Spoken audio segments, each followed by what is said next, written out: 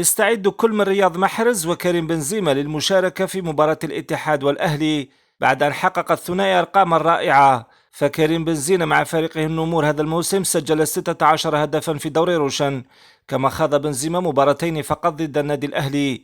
أما رياض محرز فيعتبر من أبرز العناصر الفعالة في صفوف أهل جدة، حيث شارك مع الفريق في 35 مباراة بجميع البطولات حتى الآن، وسجل خلالها 13 هدفا وصنع مثلها.